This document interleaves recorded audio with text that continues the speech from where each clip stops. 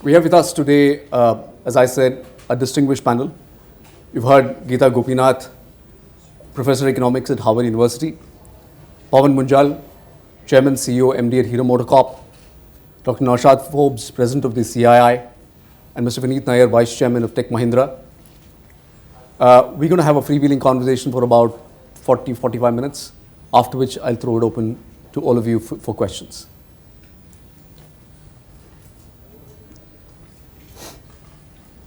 Yep.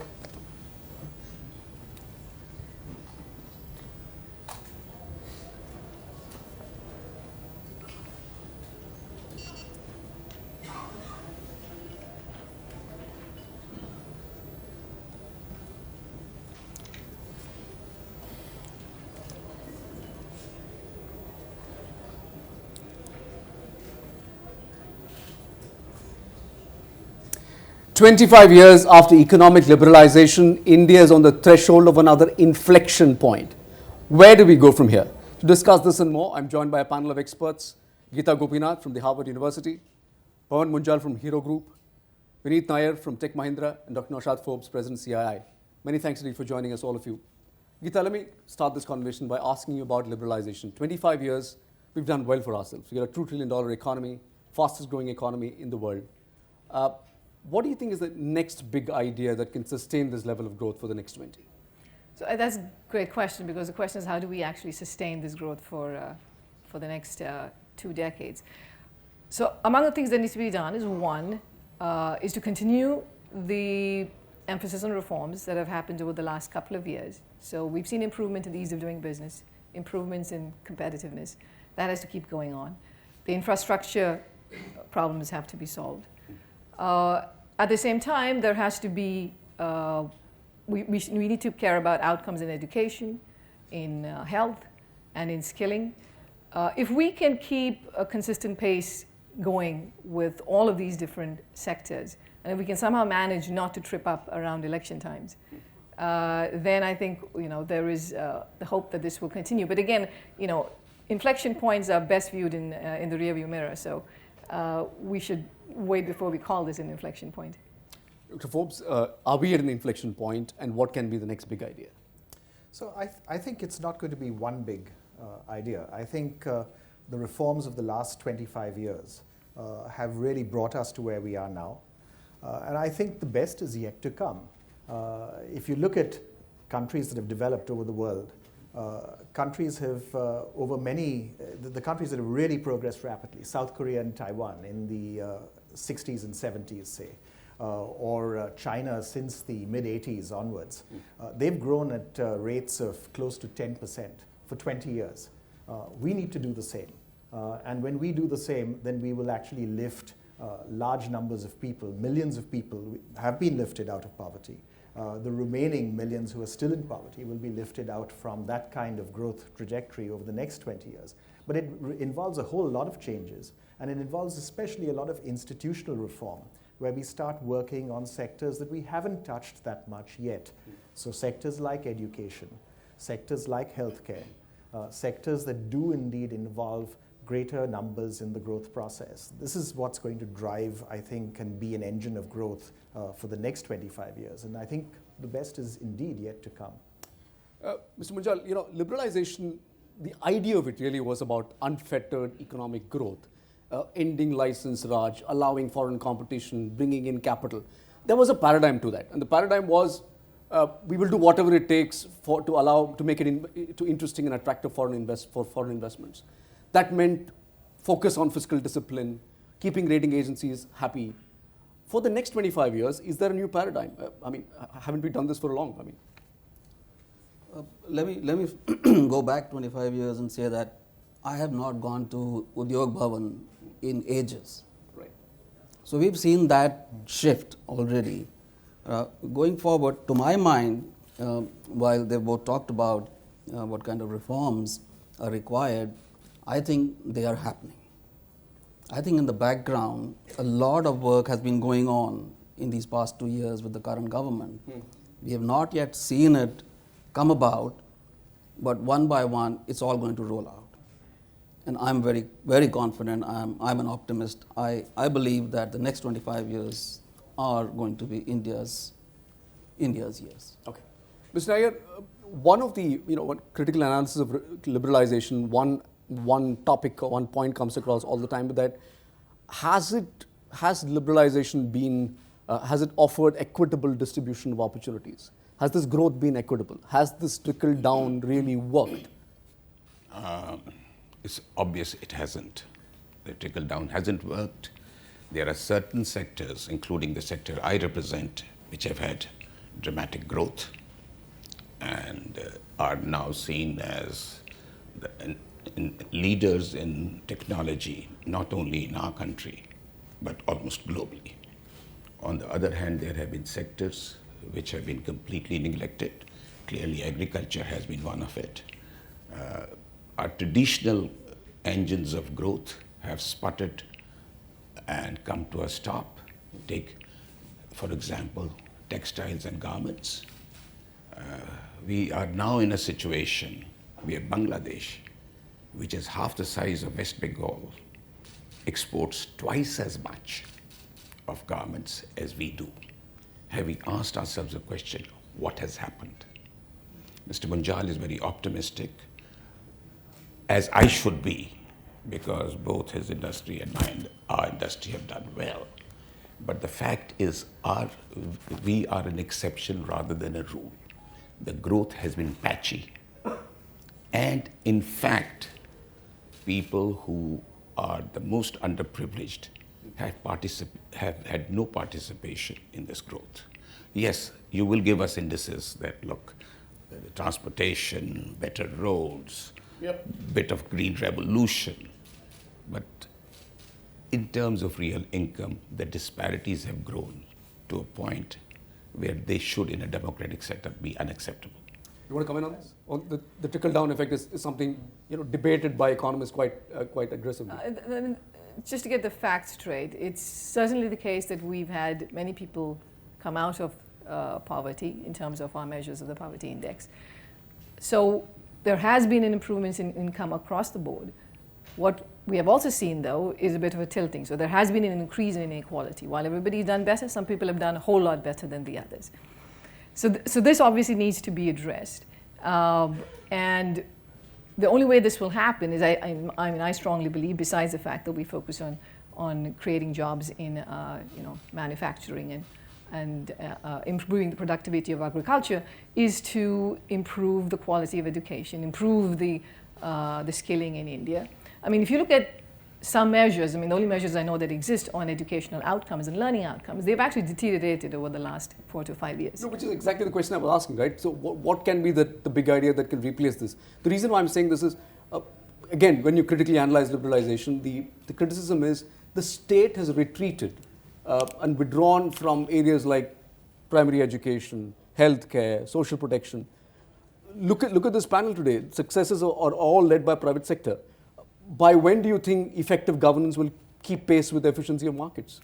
I mean, the reason that you said that the people have withdrawn from government education is a choice that people are making. I mean, people are voting to move out of government schools because they want good quality education, and you no longer get it, and people realize there are high returns to having a good quality education. So that has to be a focus. I really hope, just like we have the ease of doing business and we measure outcomes and we measure what the ease of doing business is, we really should have good measures of what are the outcomes of education, what are the outcomes in terms of healthcare. And so that in the next many years, while we improve the business environment, we also improve, we see clear improvements in education outcomes, clear improvements in health outcomes, clear improvements in skilling outcomes. In fact, skilling is one area where we've been talking about Skill India, but the outcomes are not where they should be. First of all, on the trickle-down question, by any metric, trickle-down has worked in the last 25 years. We've taken more millions out of poverty in these 25 years than at any other period in our history. So it has worked. It's worked in terms of reducing the proportion in poverty, and it's also worked in terms of reducing the absolute numbers in poverty in the last 15 years. So, trickle-down has delivered. The question is not has it delivered, the question is how do you make it deliver better? And you make it deliver better by actually enabling more people to participate in the growth process. And that requires two things. It requires that focus on primary education that Geeta spoke about. And it requires also creating good jobs. And that will come back to the question that Vineet mentioned about the garment sector. Why is the garment sector so important? It's important because it creates millions of good jobs. We have created in India millions of jobs. We have not been so successful at creating millions of good jobs. We've created huge numbers of jobs, millions of jobs in informal services. My favorite example is drivers in Delhi. If you run the numbers of the number of cars that have been added to Delhi's roads over the last 20 years, and the proportion that are chauffeur-driven, Delhi has created the National Capital Region has created over 1 million jobs in drivers alone over these last 20 years. That's a lot of jobs. They're not particularly good jobs. The question is, how do we actually create millions of good jobs in manufacturing, jobs where there's potential for productivity improvement on a consistent basis? Sure. That's the challenge. Okay, I'll come to that. If I may Sure. go back to health and education and in the private sector you were talking about. Not that the private sector can take on health and education for the whole nation, but look at how it's exploding in the private sector now, both health and education. But of course we do need an environment and ease of doing business there to really do a much better job. Okay. Let me shift this conversation to us. One of the stated objectives of liberalization was also, in a sense, putting an end to corruption. Ending of license permit Raj was exactly that. The image of ending license permit Raj was this government official taking a bribe. Today there's another form. It's crony capitalism. It's corruption in a three-piece suit, right? Isn't that stymieing growth? It's hampering growth, for sure, but we've seen corruption go out of, the big time corruption really go out of at least a lot of the senior positions, senior levels. Of course, down the line, as we go down the line, it's not vanished. It is still there, and it is hampering growth. The understated part of this conversation is that what has really come down is governance. Governance has come down. Why is education not good enough? In fact, it's pathetic. I mean, we are somewhere, you take your choice between second and third worst country in the world when it comes to education. It is not that we are not spending enough money. Huge sums of money are being spent under right to education and otherwise. Sure. But our schools, government schools, municipal schools, their management has become hugely poor. There's corruption, which we try to put under the carpet. The actual teachers who are getting significantly decent salaries are not teaching. They're subcontracting. Add to that the fact that when the exams come, how do you show your performance? You allow cheating. So these are the understated facts. Why is private sector coming into education? Essentially to fill a vacuum. But private education also is not great at places. I think I am possibly from one of the older generation. I have studied all my life in government schools in remote areas of Punjab and Haryana. It used to be very well executed. It's gone. Right. So that is an issue. How are we going to change it? That is the tougher question. Let me also turn this discussion to another aspect. Geeta, we've seen from an agrarian economy in the last 10 years, India's largely been a services-led economy. In the next 20, will services continue to lead it? What do you think is going to be the greater contributor?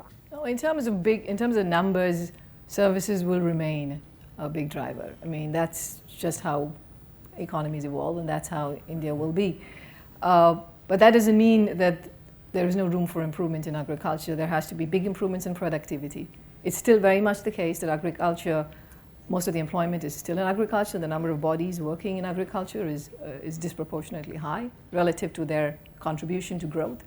So there has to be a way to move those people into other better paying jobs. And so, it is services is a big part of the Indian economy now. Manufacturing, kind of more high-tech manufacturing, maybe. I'm a big believer in textiles, and the fact that textiles can be a source of big employment for people moving out of agriculture. But services is a big player. Mr. Munjal, agriculture, as Geeta points out, is the biggest employer. And it's an important market for automobile companies. Does it worry you that people are not farming anymore? I mean, the primary sector is declining, the contribution is declining. How concerned are you about it? Yeah, I'm concerned because 50% of our sales are in the rural sector, in small towns and rural sector. I'm not worried people are not farming. I wish there's more mechanization. Just like in manufacturing, that we are going in for more and more mechanization and more robotics. But the point still remains that 50% of the bodies work in the agri sector, while only 14-15% is contributed to the GDP. We really need to move a lot of those people into manufacturing. Manufacturing is contributing much more than the agri sector, and manufacturing needs to contribute even more, bring more people into manufacturing from the service sector too. So my concern is the manufacturing sector, really. A question about the manufacturing sector. The theme of manufacturing in the last 5-7 years has been one of either overcapacity, corporate indebtedness, balance sheets being stretched, demand not being there. Do you see that changing? Do you see the ability of manufacturing to create those jobs? So it's changing. It's changing now. It's changing as a part of the demand cycle turning. More and more companies in India are reporting good demand on the back of a good monsoon this year, but also on the back of a turn in the overall economic cycle. It's also on the back of good investment in infrastructure by the state. I think all of that is driving an improvement in demand. What hasn't improved yet is private sector investment. And we would expect, in CI, we expect that if demand sustains and demand growth sustains through this year, by the end of this year, enough capacity would have been absorbed that the investment cycle will also start to turn. And that's the one last remaining piece in terms of having everything pointing up in the right direction. Now, going forward, where do we see the real opportunities in manufacturing? We see opportunities at both ends of the spectrum. We see opportunities at the mass manufacturing end of the spectrum, the textiles and garments and food products and rubber goods and everything, toys and so on, that can create millions of jobs. That requires significant changes in our factors of production, in skilling, in labor and labor reform, in land availability for mass industrialization. Sure. But we also see great potential at the other end of manufacturing through much greater investment in innovation by companies. And we're starting to see this now by more and more companies. As more and more companies increase their investment in R&D, as they connect better with institutions so that you have a greater pull on the research system, we're starting to see that increasingly emerge from more and more manufacturing companies, with many Indian companies starting to become multinationals in their own right, where they're starting to now build proprietary technology bases that Sure. they can then operate with around the world. What about the... Sure. But in there, Sure. you need more optimists who continue to invest during these bad, slow cycles. Yeah. Sure. What about the technology As sector? you've done. The technology sector is going through a dramatic transformation. Your sector was responsible for creating millions of jobs in India in the last 20 years. Will it continue to create the same kind of jobs in the next 20? Difficult to say at this point of time. You're seeing two trends which are going in the opposite directions. Clearly, the per capita use in IT industry is going to come down and come down dramatically. On the other hand, the areas which technology will touch is huge, and large part which is not there, unexploited yet. So it is going to be all pervasive, which will require technology, which will add to employment. But if I was to make an intuitive call, I would say that we have seen about the highest number of people which this sector will employ. I hope I'm wrong. but you are going to see a dramatic reduction in the employability per $1 million or per this thing. This is going to happen. Sorry, if I can just push that point a little further. Yeah. So if the skill set is not there, skill sets required for the future is not available, do you anticipate job losses? Well, people will skill. I have complete faith in the intellectual capability of Indians. We started as basically, we used to write code. Today, we are at the most sophisticated level. We have evolved. And that is why Indian IT industry is doing what it is at this point of time. Can I needle Vineet? Yes, please. Yeah. I love needling. Which is, if you take the top 10 IT companies, the top 10 software companies in India, invest 1% of turnover in R&D. The top 10 IT software companies in China invest 11% of turnover in R&D, right? There's a huge gap there. If you look at the software companies in India, they all say, look, well, we're software services businesses, right? But where is the actual technology investments taking place in the sector? It's taking place in startups, right? And I don't see it yet adequately taking place from the major software companies. And I think when the major software companies start investing in R&D and start connecting with the startup companies that are also investing in R&D in a very substantial way, I think we can actually reach a new paradigm of 20-year growth for the software sector, including in employment. Yeah, you have a point here, and I think all of us are learning lessons. All of us are now funding startups.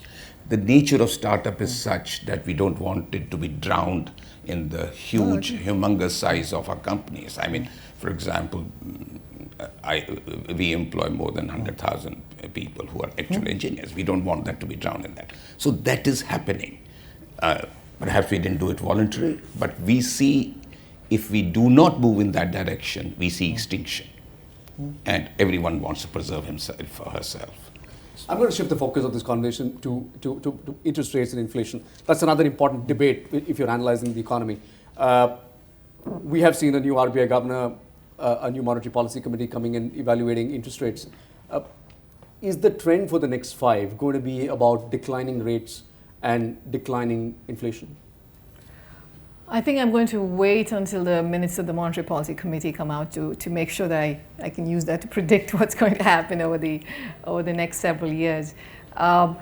It's not completely guaranteed for the following reasons. One, because one of the reasons that the RBI was able to cut rates is because inflation is behaving itself.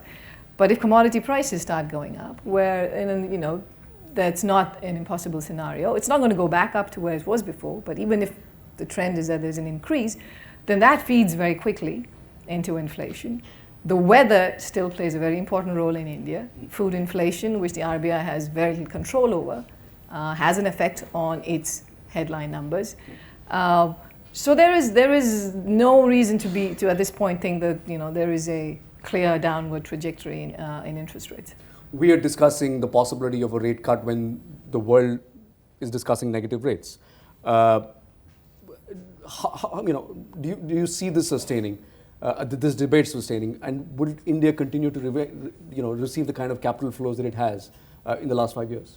If there was raising rates? Yes. So yes and no in the following sense that the expectation from the Fed is that while they will very likely raise rates another round before the end of this year, it's not going to be a big jump, and it's not going they're hardly going to signal that this is going to be a big increase, sustained increase. Secondly, the rest of the advanced world is still very much on an expansionary monetary policy path. Europe and Japan. Japan is trying unconventional monetary policy in ways that pretty much nowhere else in the world is being tried. So there's going to be I think the world economy is going to be flush with liquidity. Now, there is a huge demand for safe assets in the world. People want to put their money where you're guaranteed to get very safe returns. If India can signal it's one of those countries where somehow these are now safe assets, then the Fed raising interest rates will have minimal impact on the Indian economy. Mr. Munjal, when you talk to investors globally, are you seeing the interest to invest directly into India? FDI. The government is doing whatever it can to sort of attract that. Are things changing on the ground?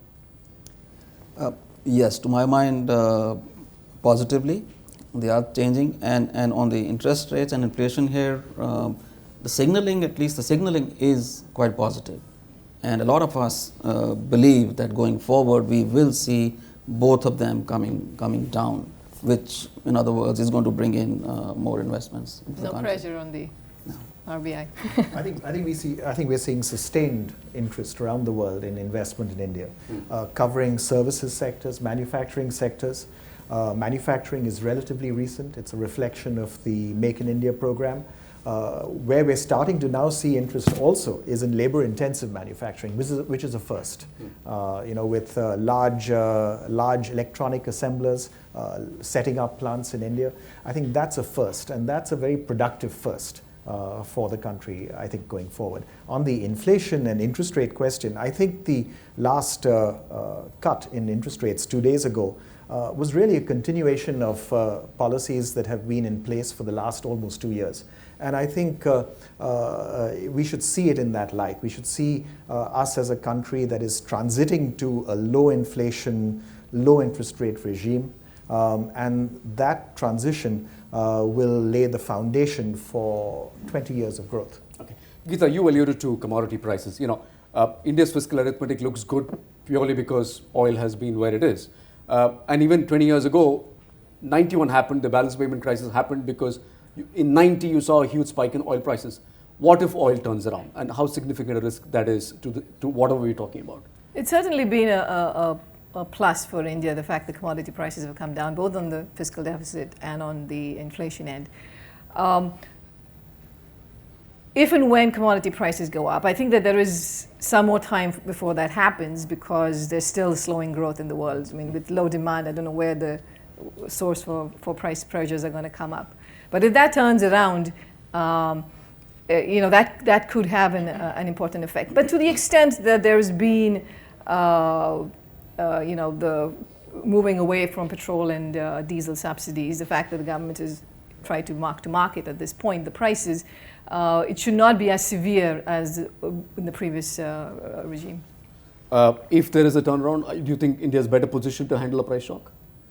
So I agree. I think that I don't expect anything imminent. I think it's a couple of at least a few years out, and I think in that time frame we have to have all of these market-linked pricing in place so that it doesn't then start affecting government finances. Will that then have a really adverse effect on the economy if it happens, say, 5 years out? I think if we've properly connected pricing with the market, it will have a minimal effect. Sure. My views on this are pretty heretical. I think our interest rates have been way too high to encourage capital formation. Making 10% on business as earnings is a miracle. At 10 or 11% rate of interest, where is the capital formation going to happen?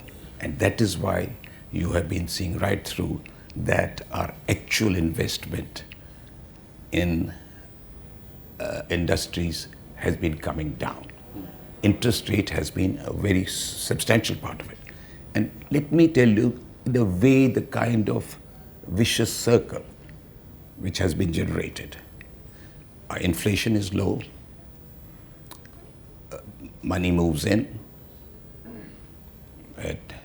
even after converting it, you get a return of 9 to 10%. And even if there's a depreciation, it's 2 to 3%. So your foreign exchange has remained, reserves have remained high. But it is basically largely on basis of money which is flowing into the country purely because our interest rates are high. I was involved I was working for the World Bank and involved with East Asia when the Asian tigers were coming up. I used to head that group. Basically, interest rates, they brought it down. Look at Korea. Their growth was based largely on low interest rates. China, they can determine anything, and that is what encouraged capital formation, and increased productivity brought down inflation as is. Now that is one way of going it. We have been going the other way, which is a monetarist way. I don't know what comes out in the wash, but as I said, I am a bit of a outsider on the normal discussion, which talks of tiny margins, 1/4% here, 1/4% there. That ain't gonna solve our problem. Okay. Sure. We are directly impacted by oil Yes, of course. and commodities. And I think that discussion would be more relevant in October 17 or October 18. Right now, we are pretty much safe. Okay. Not worried. Okay. From now to, let's say, the end of the tenure of this government, what can be the government's priorities? GST is done. Do you think the government will take land and labor reforms head on? I wish they would. Again, for industry, for manufacturing, both are very, very important. And right now, both are hindrances. For expansion, it's so difficult to get land. For expanding again your manufacturing, your capacities, labor is extremely. Whatever mechanization we do, we still have very large numbers employed. There are lots of issues, all of us have.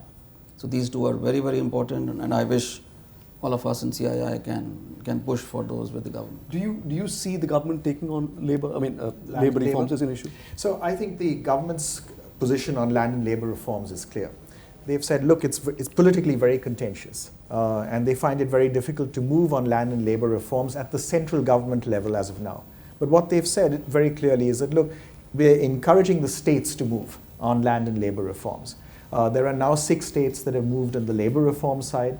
There are 3 states that have moved on the land reform side, some quite fundamentally in their changes. And I think the expectation is that there should be about 10 states in the country that move significantly on labor reforms, 10 states that move significantly on land reforms. And if you have that, you're pretty well done, because then you could either say, we will recognize this centrally, or you could simply say, well, okay, all the investment is going to go to those 10 states, and you're still done.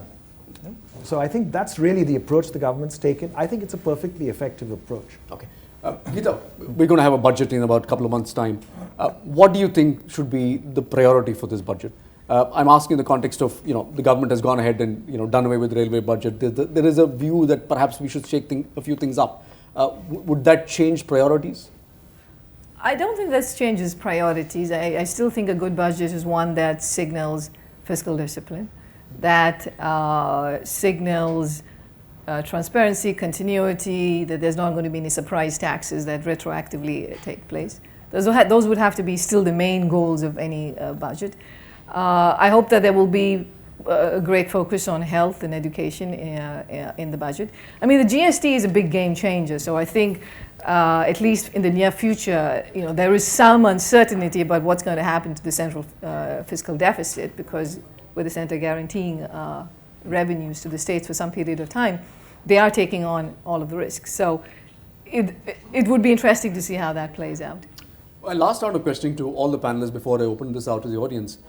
Risks. We spoke about oil as being a risk. If you look at your businesses for the next 10 years, what are the external risks that you worry about? Well, oil commodities are clearly a risk, put a huge amount of pressure on industries like us, where pricing is so very key for the consumer. Lack of infrastructure development for my industry is a big one. I mean, I cannot move around in Delhi today. We talked about 1 million drivers coming on the road. They have come to drive cars and motorcycles. It takes half my day on the road getting from one place to the other, which is not very productive. Coming back to the budget, personally, I would want to see a roadmap and not worry about the budget year on year on year. Every time, it used to be February, now it's going to be January, so we sit and wait what's going to happen in the budget. The customers stop buying because they're expecting either cuts or increase in prices or whatever. I'd rather have a roadmap in the next 5 years or 10 years and not have to worry for the budget. Of course, I want to see infrastructure, I want to see skilling, I want to see employment, and a whole lot of other things. Geeta, we're also talking at a time when there are rising tensions with the neighbor. Do you think that can become a threat to the growth? Not with the neighbor, not the problems that we're having with the neighbors. I think there are other headwinds that are there in the global economy. So the IMF came out with its numbers and said that global growth is going to be lower. I think for the last 5 years, IMF has been actually more optimistic than the true numbers are. So usually growth turns out to be even lower than the IMF has predicted. So there is a real risk to global growth. There is still a whole lot of uncertainty about what's going to happen in Europe, what's going to happen in the United Kingdom, what's going to happen in Japan. And there's no way to insulate India completely from that. I mean, while it's true the growth will come from domestic demand, but you can't completely insulate India from it. So there is that particular tension that comes from international markets, and then of course there is the question of what's going to happen to interest rates in the U.S. and its consequences for the Indian rupee. So those risks exist, and those I think are much bigger than the current geopolitical tensions, and at least as long as they don't escalate much further. Mr. Forbes, what do you, to your mind, key risks right now? I think, I have every confidence that we will do the right things within the country to keep our growth rate sustained at a high level for the next 20 years. That we will perhaps do some things later than we should and in a more muddled way than we should, but we will do them and do them right. The key risk to me is actually external. I'm very troubled by all of these noises that you hear coming out from around the world that's making the world somewhat more inward-looking, worrying about globalization, worrying about internationalization. And I don't hear any powerful political voices internationally speaking up in favor of globalization. For example, in the entire Brexit debate, right, all the arguments were, look at the dangers of Brexit, right? There was no argument in favor of Remain.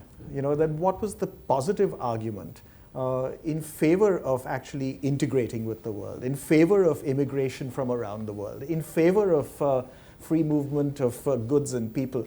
And I think I'm not hearing that voice internationally. And I think if we don't hear it from the West, then we should become that voice in the country. And we should become that voice that's in favor of international markets, that's in favor of globalization, that's in favor actually of us playing a much more significant role in the world in a very, very benign, supportive, integrated, and inclusive way. Mr. Naik? Well, insofar as our industry is concerned, clearly technology is on a continuous movement. Whether we will be able to keep up with that and continue to be the provider of technology to all the global economies, that's going to be a challenge. I'm frankly quite confident that we will be able to maintain our primacy globally, because this is one industry which has, where India is now being considered as the prime mover in providing these services. Other than that, I completely agree here that yes, we are passing through a very peculiar, inward-looking phase in the world, and the current candidate for presidency in the US is no accident. There is a feeling. It will be an accident. If he does, there is an increasing feeling of vulnerability. But remember, that again is a result of technology. The gap between the rich and the poor is increasing. The jobs are disappearing in the US at a very fast pace. And if technology continues at the same pace, well, you're going to see a huge social upheaval, because ultimately the accounting profession is already under huge attack and is diminishing in the US. You are going to see the same in medicine, and God bless you, in the legal profession. Dr. Watson can do in 3 seconds or 5 seconds, which 7 lawyers can do in 7 days. So you are going to see the middle class jobs going away. I mean, that's the blacker side of technology. And that is already happening. I don't know how it will evolve over a period of time. Add to that the fact that longevity of life is increasing. So the productive and the non-productive segments will see a huge distortion. And the quality of life of what we want to do will disappear. Every human being wants to feel useful. Will I feel useful serving hamburgers in McDonald's is the issue. On that ominous note, can I open this out to the audience? I'd see far fewer lawyers in the world as great progress. Yeah, that's right. As As I said, God bless us. If we just pass the mic. I think it's a very interesting debate. I'm from La Eco, Atul Jain. I just have one observation, which is I'm seeing for the last 20, 25 years, a lot of agrarian society is moving to a lot of digital society, which is what is happening. We seem to have leapfrogged what should have been a very natural step to go manufacturing and moving towards a big, large SME and large bases. Now that we've become a digital society, it's much more chance for government to encourage a lot of manufacturing in India, which will actually enable a lot of jobs to be created, which Mr. Nair mentioned and Mr. Pawan also mentioned. I think that's somewhere which government has started a bit on the Make in India campaigns, but if it can be energized a lot more, you've got global marketplaces now available. If you make something, it's much more easier to reach out to the consumers, which the digital world has allowed you to do. But can we increase the mid part? Can we increase the manufacturing where millions of jobs can be created? And skilling can actually help, which Geeta mentioned. Skilling which is required, but skill a farmer to be able to work in a factory, but rather than skilling him to be able to work in a call center. I think that's what I'm trying to say. I think that step is what we are missing in India. That's my observation. If the panel has anything on this, I would be very happy. No, I agree completely, but I also want to make a broader point, which is that sometimes we have, in the discussion, we like to make it sound like everything is government policy, it's something that the government has to do. I think we should recognize that the government has no advantage relative to the private sector in picking which industries are going to be the leading drivers of the world economy. They have no special advantage in picking which technology is going to be the one that's going to succeed.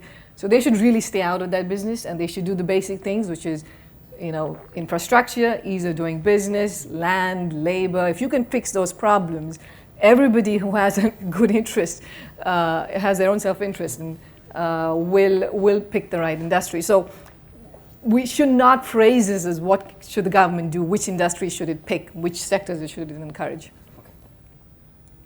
Yes, sir. Hi, my name is Amrit and my question is to Pawanji. In the morning, John G. Rice of GE spoke about having a digital copy of all locomotives which it is going to produce across the world. My question is in the context of changing paradigm in the manufacturing across the globe. People are talking about, Google and Apple are talking about making cars. People are saying that engines will be replaced by motors. As Indian manufacturing, are we ready for such changes? How long do you think it's going to take? Good question.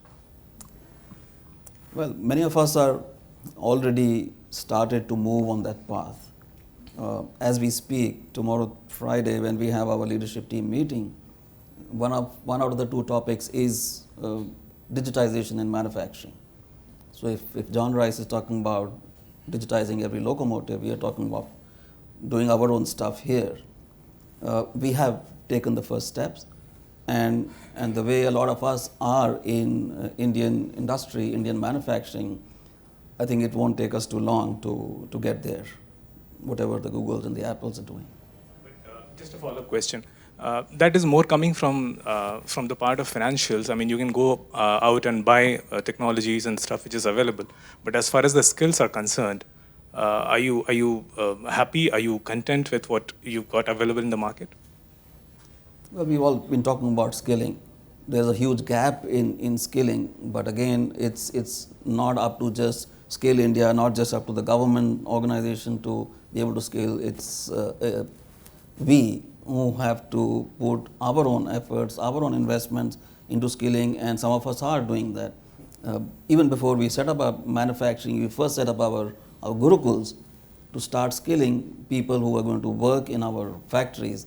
So I wish many more corporates start doing that, and we'll be skilling people sooner than later.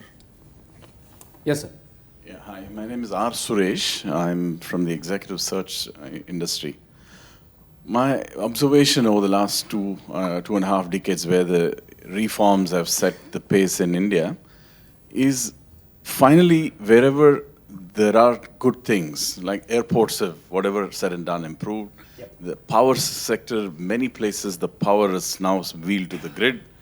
The roads and highways have come in some measure. The underlying phenomena or the model has been the public-private partnership. I'm not saying it's worked 9 on 10, but it's certainly worked. Wherever private sector is working with government regulation and given a concession for operating an asset for a few years and transfer, that seems to be working. Now, that model needs to be applied to wherever we are ailing, particularly in urban infrastructure. Now, my question to the panel is, the urban services, be it water, be it air quality, be it sewage, be it anything, public education, health, government has to go off. Whatever be the government's great governance and achievement lately, but that's where, entrepreneurial quality of India has to come. My question is to the panel, can it not be legislated like that, or is there some thinking where bureaucracy has failed? Let's admit the service quality of our urban life is so poor. Yeah, I know.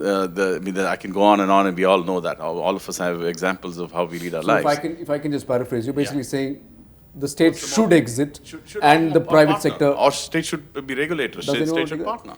Yeah.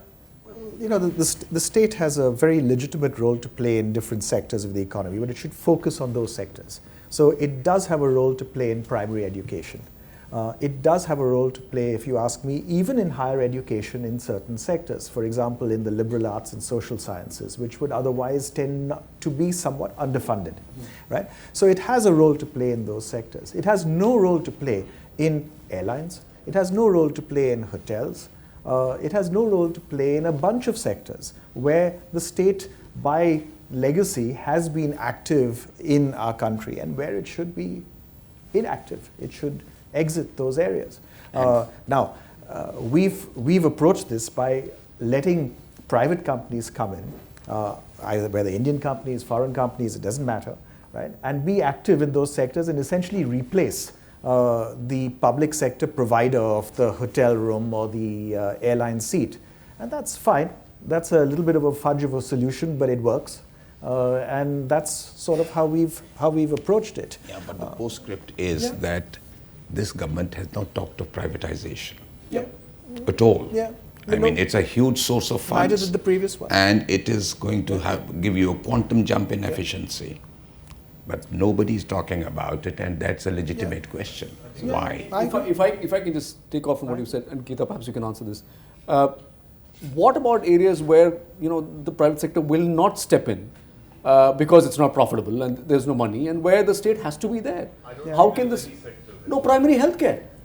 How many primary healthcare centers in this country are run by private sector? But there's always a modus. There's always a commercial model. Those get discovered. Okay, but I think that's a No, I think there is an optimal mix. I think it's very clear that India probably is too much where the public sector exists and shouldn't be in. But there is, obviously in matters of defense, in matters of public roads and infrastructure, certain roads and infrastructure, in terms of primary health care, primary education. There is an important role to play. But I agree with also the point that the government's role to a big extent has to be regulatory, which is allow players to come in, but make sure that certain standards are met. We may have time for just one last question. Yes, sir, please. My name is Kumar. Just a question. We of course heard always about socialism, capitalism. Now we say, are we capitalists, are we socialists? What is the role of the government in terms of, we had mixed economy in between, as a way to go. So the question about what government has to do, malnutrition, population health problems, pollution, there's a lot of things that needs to be solved for, equality of opportunities for all. So what is really the government's role as it's getting redefined now? Is it capitalistic, socialistic, mixed economy? Where is it going? Do these labels matter? No, they don't matter at all. The idea is to get the job done, whatever it is. We talk about pollution. People like us have to take the onus. Now we are setting up green factories. We are investing huge sums of money. You talked of no private sector coming into primary healthcare, etc., because there's no profit. There's no profit for me in setting up green factories. So we have to do it, whether it's capitalism or socialism. The onus is on us. Many years ago, Deng Xiaoping was asked, how he squared what he was doing with being a communist, and he said, who cares what color the cat is as long as it catches mice. Okay. One last question. Anyone on this side? Okay. Yes, sir. No, we are hearing a lot of good things from the morning. If you could take the mic, please. Thank you. Since the morning, we are hearing very good things. The top leadership is good. Reforms are coming. Direction is right. Confidence has happened, and so on and so forth. I believe the biggest bottleneck is the executive, the bureaucracy. In all that we have been talking about, I think bureaucracy has not changed according to me. Bureaucracy has still remained slow, inefficient, unwilling to change its mindset. And that, I believe, is going to be the biggest challenge in whatever we do in terms of reforms, in terms of progress. Thank you. I'm not sure I buy that. It's Pawan mentioned that he doesn't have to go to Udyog Bhavan now. I'm one of those private sector fellows who's never gone to Udyog Bhavan, right? And I've only been going there as a part of my CI role this year.